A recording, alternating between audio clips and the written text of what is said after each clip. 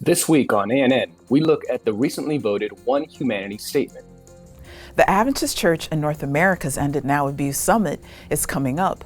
We have information on how you can register. And in Brazil, the Adventist Church has started a new web series amid the COVID-19 pandemic. These stories and more coming up.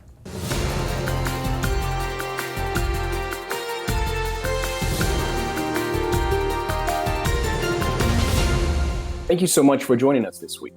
First in the news, as we reported last week, Seventh-day Adventist Church leaders of the General Conference Administrative Committee, or G-C ADCOM, voted September 15 to accept as an official statement One Humanity, a human relations statement addressing racism, casteism, tribalism, and ethnocentrism. The statement comes after recent events led the Public Affairs and Religious Liberty, or PARL, World Affairs Committee on July 1st to vote to explore producing a new church statement on global issues involving racism. Ganoon Diop, director of PARL for the Global Seventh-day Adventist Church, spoke about why this statement was important in today's climate, noting the increased global awareness of the pandemic of racism. Diop said, "When it comes to the Seventh-day Adventist Church, we have in our DNA the concept of equality, because we are among those who believe in creation. There is one humanity, and racism is the denial of the human dignity of a person created in the image of God. The principles and values that characterize us as a church means that our voice should be heard on this issue. The challenge for all Adventists is to live up to this ideal." President of the Global Seventh-day Adventist Church, Ted N.C. Wilson, expressed support for the statement, saying, "What a powerful statement the Adventist Church has produced in terms of helping people see the big picture of human relations and the need to allow the Holy Spirit to control our lives in these last days of Earth's history, and to show the world that we are one humanity as Christ takes control of our lives." Throughout the writing process, the writing subcommittee met with the PARL World Affairs Committee and its subcommittee on racism and other elected Adventist church leaders to receive input for the draft statement. On August 11, the draft statement was sent to the General Conference Public and Official Statements Committee, and on September 14, the draft statement was voted to go to the G-C ADCOM. Church leaders believe this new statement should be a call to every Adventist member to demonstrate the love and peace of Christ in their communities. General Vice President of the Global Adventist Church, Ella Simmons, who chaired the writing subcommittee charged with drafting and revising the new statement, stressed that the statement isn't meant just to address issues of racism in one region, but global issues of discrimination.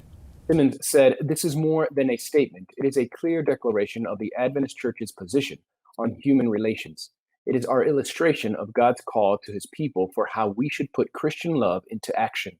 It is an urgent expectation and a clear expression of how we will live together as a church and what we will model to the rest of the world wherever we are." You can read more about the church's new statement in full on Adventist.news.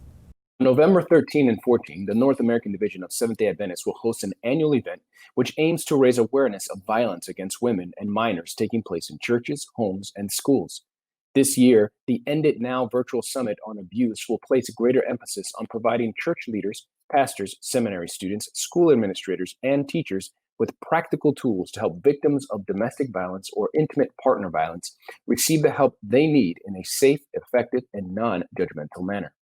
Assistant Director of Women's Ministries for the Adventist Church in North America, Erica Jones, said, "We've built an awareness and engagement campaign over the years that has worked well. More and more people have expressed interest in our summit and resources, but now it's time to put more tools in people's hands.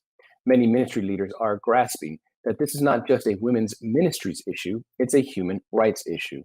The keynote presenter of the summit will be Mary DeMuth, the author of We Too, How the Church Can Respond Redemptively to the Sexual Abuse Crisis. Additional topics covered by thought leaders in this field will include protecting children and youth and digging out of the pit of spiritual abuse, a topic presented at a previous summit that past attendees have requested to hear again. The End It Now Summit on Abuse has been an annual event since 2017, and as in years past, presentations will be given both in English on November 13 and Spanish on November 14. Tips on how to access additional practical free resources from women's ministries will be shared during the virtual summit. Visit enditnownorthamerica.org for more information and to register for November's event. On September 20, the Adventist Church in South America will premiere No Longer Am I Who Lives, the first Christian web series to be released in Amazonas, Brazil. It took 8 days and dozens of people to record the program. The series follows 19-year-old Estefany da Silva Maia throughout her daily life and involvement with Club de Desbravadores Pathfinder Club. Maya had big dreams until one day a diagnosis of an incurable disease and a new friendship moved her in a different direction. Set amid the coronavirus pandemic, the series focuses on Maya and her ability to deal with challenges and complications relating to lupus. Maya began journaling her reflections in a diary, and it was from her entries that the web series was born. You can catch the premiere at feliz7play.com on September 20.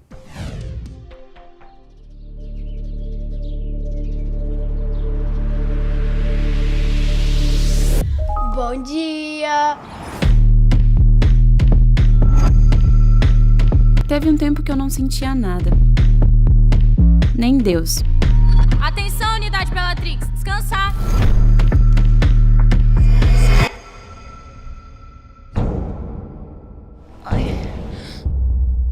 Foi quando veio uma doença que, segundo os médicos, não tem cura. Você tem lupus.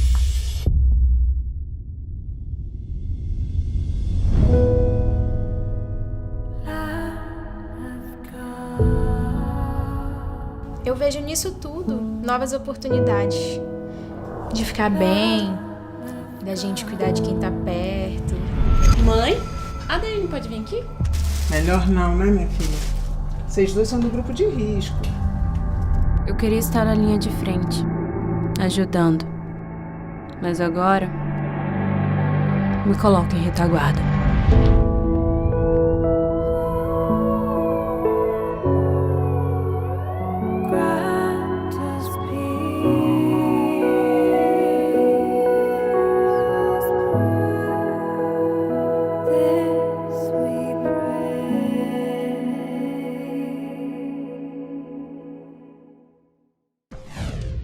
When employees at the Southeast Hospital, an Adventist healthcare institution in Villahermosa, Tabasco, Mexico, began testing positive for COVID-19, management had to tighten operational procedures to flatten the coronavirus curve and somehow continue to provide non-COVID medical care to a community hit hard by the pandemic.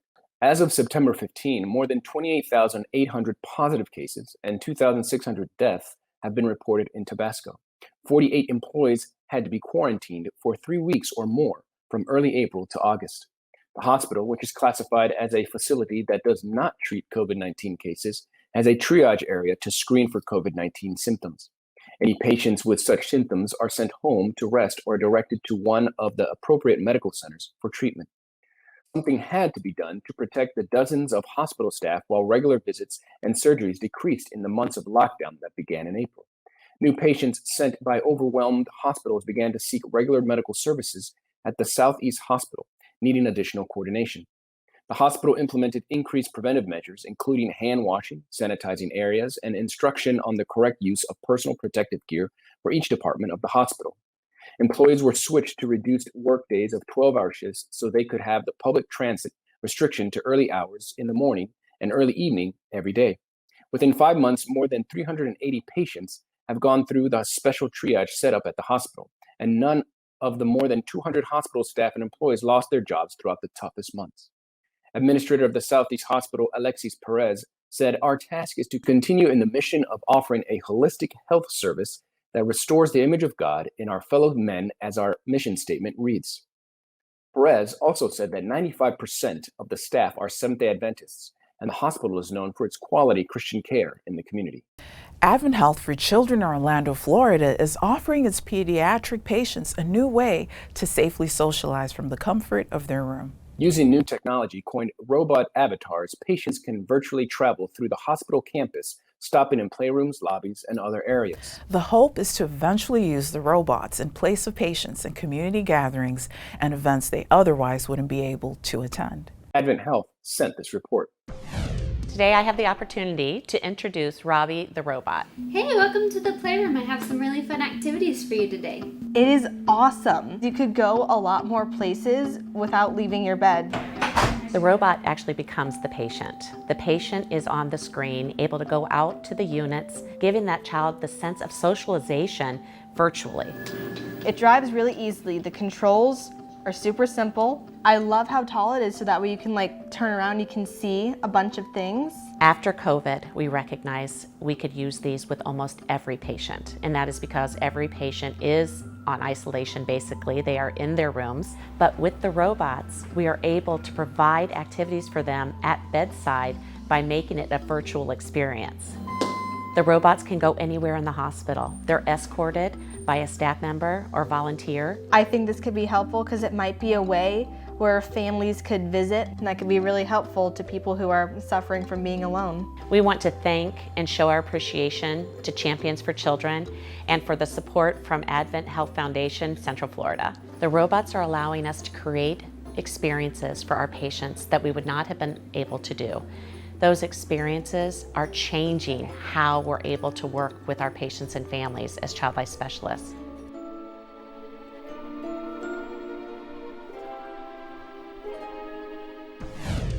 Coming up, by this time, you've probably heard about the Adventist Church's strategic focus, I Will Go.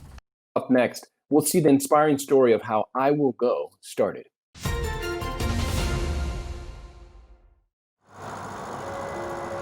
When I first felt called to be a minister, I didn't want to be a typical pastor with a suit and a tie.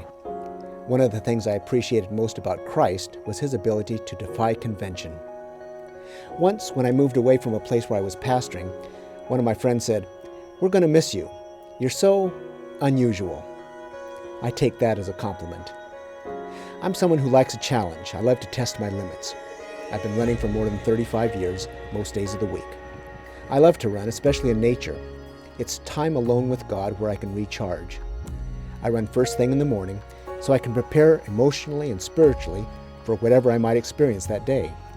I find my greatest fulfillment in relating to people who aren't Adventist or even Christian. We have to meet people where they are.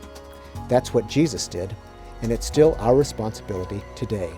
I have friends who are Christians and atheists, gay and straight, old and young, of all races and ethnicities. I'm a biker, a runner, and a pastor. I'm extremely blessed. My name is Stephen Chavez, and this is my whole life.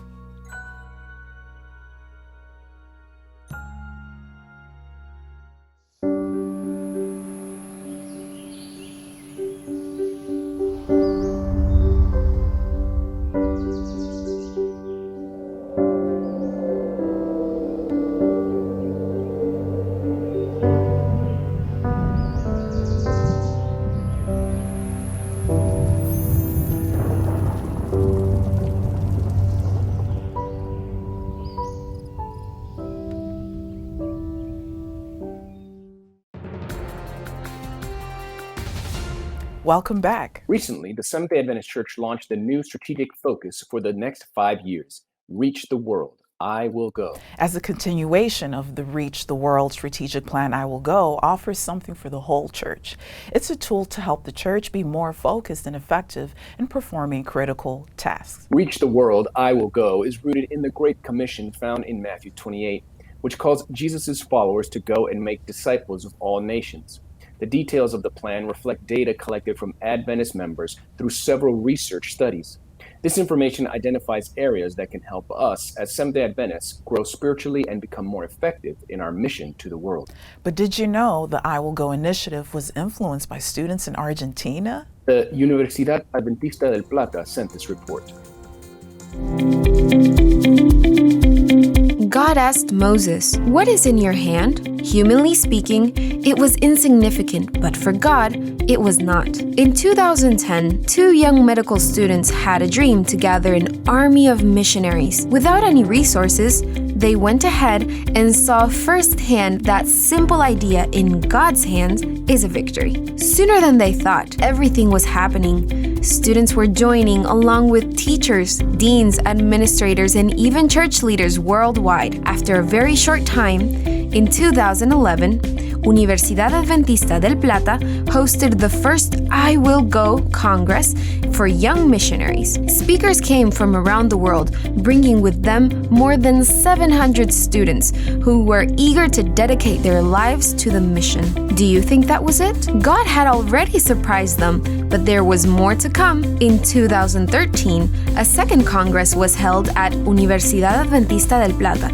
that brought together more than 1,000 students, and even more so, other Adventist universities promised to host the event as well. And just like that, I Will Go began spreading all over South America. As a result, a third edition of I Will Go was held in Brazil, bringing together more than 600 students. Then again, in 2017, Universidad Adventista del Plata opened its doors to receive more than 2,000 aspiring missionaries from around the world. 2 years later, in 2019, Peru called for a 5th edition and 3,600 students were called to serve and promised I Will Go. Almost 8,000 young missionaries have been trained since the Congress was first held. But hey, did you think that was it? The Adventist Church worldwide embraced this idea, and today it is a project that will be implemented in different countries and will impact the lives of thousands of people. Isn't it amazing? Do you remember Moses? Do you remember the 2 students who had a dream but not resources? God's plans are bigger than we can imagine. This story does not end here. There is more to come, and you can be a part of it. Cada una de las instituciones de educación superior de la Iglesia Adventista fue fundada con el propósito de recrear en el mundo el modelo educativo del Edén y de esa manera inspirar y entrenar a los jóvenes estudiantes para cumplir la misión y proyectar, a través de ellos, un servicio profesional. Las universidades elaboran planes acompañando el rápido desarrollo de las nuevas generaciones, que se mueven a una mayor velocidad que las anteriores y han generado cambios que impactaron realmente el mundo. Este gran movimiento se ve reflejado también en los campus universitarios adventistas. Hay eventos que son hitos en la historia, nacidos en lugares poco comunes y quizá con actores anónimos, pero por su cercanía con la gente, supieron interpretar también su necesidad. Puedo dar certeza que el origen del programa I Will Go es un buen ejemplo del poder creativo y enfocado en la misión que tienen los jóvenes universitarios. A quienes gestionamos, queridos colegas, nos corresponde fomentar nuevos espacios para el diálogo y la producción de ideas que generen este tipo de cambios. El desafío de entrenarse para cumplir la misión no puede esperar. No se trata en estos días de qué universidad lo hace mejor, no se trata de qué país lo hizo antes. Esta urgente necesidad no tiene fronteras. Solo el desafío de hacer la voluntad de Dios, dando lo mejor de nosotros, es lo que debe mover nuestro deseo y nuestra intención. En este contexto, la UAP toma el ejemplo de nuestros jóvenes, valora su iniciativa y promueve un espacio de encuentro para que junto con todas las universidades podamos potenciar este sentido de misión del joven universitario. Con su lanzamiento en la Universidad Adventista del Plata el próximo sábado 29 de agosto del 2020, el programa universitario para la formación de los estudiantes en la Escuela de Misión está disponible para que podamos coordinar acciones conjuntas. Vamos a llenar nuestro campus, vamos a colocar en los corazones, vamos a predicar, vamos a enseñar, vamos a investigar, vamos a posibilitar que salga de nuestros labios una sola frase: I will go. Coming up, David Trim is here to let us know what happened this week in Adventist history. But up next, Adventist Mission has a story from a school in Liberia.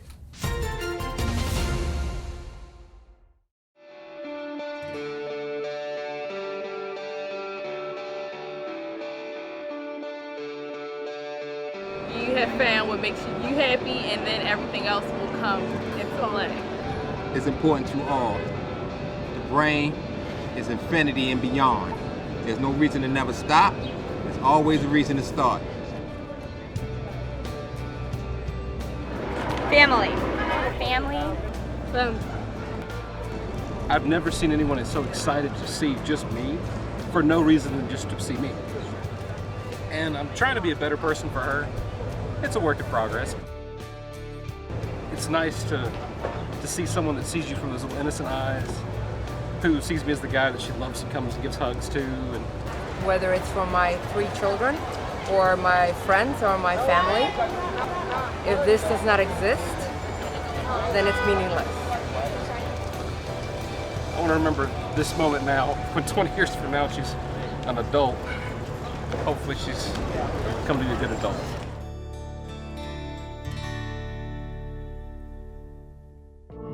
Why is there evil in the world? Are Christians hypocrites? Is the Bible a fairy tale?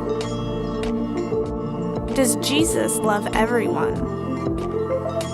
Church doesn't feel relevant to my life. Is God even real? You have questions? Let's talk about it. I Believe Bible. Hi, VL. How are you? Are you okay? Dear VL, I can't even remember how long we've been staying at home now because of this virus. For now, it's just nice to hear your voice and see your face. Nothing beats playing outside in the dirt though. Which reminds me, are your hands clean? Yes!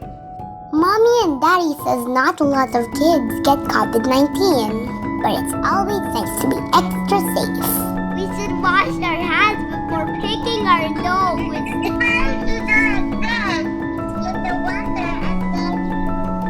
Washing our hands protects us, but it also keeps us from spreading the virus in case we touch something dirty. Let's always be clean and safe, okay? Love, Joey.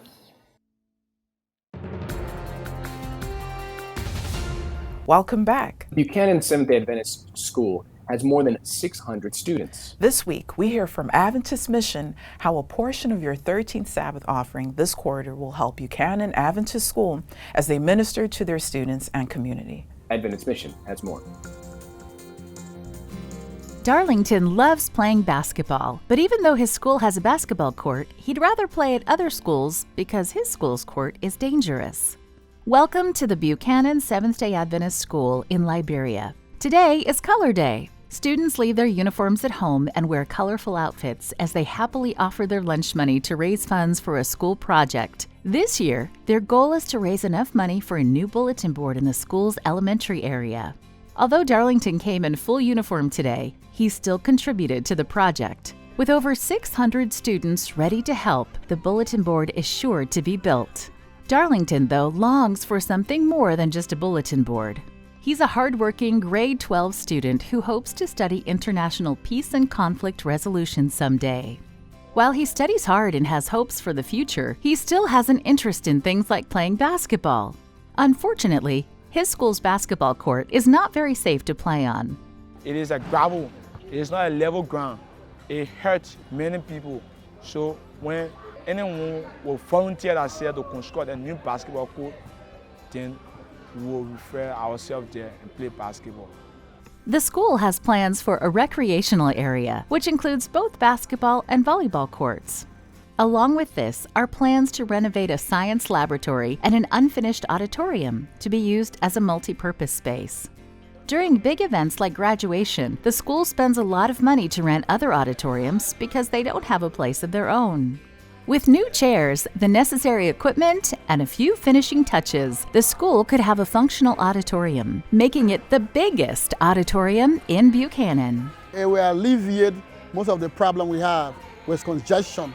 So have a greater impact for our students where we have an able environment where we can assemble freely together as a school. More and more parents choose to send their children to the Seventh-day Adventist School in Buchanan because of the high-quality education they provide and the good values they teach.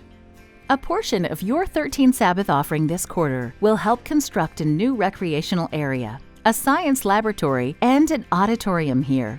Please pray for the Buchanan Seventh-day Adventist School in Liberia as they minister to more students, provide quality education, and teach them about the love of God. Thank you for supporting the 13th Sabbath offering. Watch this and other mission stories online by visiting AdventistMission.org. Then click on videos at the top. And finally, for today's episode, let's turn to David Trim for a look at Adventist history. This week, the first General Conference session was held just outside of Battle Creek in the U.S. state of Michigan. Welcome to This Week in Seventh-day Adventist History. Throughout most of this week, 144 years ago, September 19 to 24, 1876, the 16 delegates to the 15th General Conference session were meeting in Lansing, Michigan. This was the first General Conference session to be held outside Battle Creek. The statistical report given on the first day of the session reported 10,044 church members in 398 local churches, in 15 conferences in the United States, plus the Swiss mission in Europe. It was the first time that total membership passed 10,000. Also throughout this week, but 124 years ago in 1896, the Kansas Conference camp meeting was held at Council Grove. As the Review and Herald reported, many of the people came long distances with teams and covered wagons, yet nearly 1,000 were present on the last Sabbath of the meeting. Pioneer Adventists regularly had to travel vast distances to meet with fellow believers, but they were willing to sacrifice to practice their faith. Finally, September 20 in 1943 seemed like a disaster for the Seventh-day Adventist Church in Japan, which then had some 1,300 members. In that one day, the Japanese government imprisoned 36 church leaders and ordered that church buildings, the publishing house, the school, and the hospital were all to be sold. But church members in Japan remained faithful in the face of fierce persecution, and there was to be a renaissance. Missionaries returned remarkably quickly. Edward Kraft, who had served in Japan from 1920 to 1936, arrived in September 1945, the same month the war ended. He was quickly followed by Andrew Nelson, who had also served in Japan pre-war and whose PhD dissertation was on Japanese literature, and by Francis Millard, who both arrived in October 1945. Millard became the first post-war president of the Japan Union Mission. Today, in the Japan Union Conference, there are some 15,000 church members. That was This Week in Adventist History. Thanks for watching A&N. Join us next week for more stories from the headquarters of the Seventh-day Adventist Church. We'd love to hear from you. Send us your feedback and tell us how your church is making a difference in its community. Be sure to capture plenty of video footage and photos, then write up a summary of the event's important details, and feel free to send full video reports as well. You can reach us by sending an email to annvideo11@gmail.com. Before we say goodbye, here's some good news from the book of Titus, chapter 3, verses 4 and 5. The passage says, "But when the kindness and love of God, our Savior, appeared, he saved us, not because of righteous things we had done, but because of his mercy." That's our program for this week. And remember, you can always visit Adventist.news for daily news and videos. Until next time, God bless. Take care.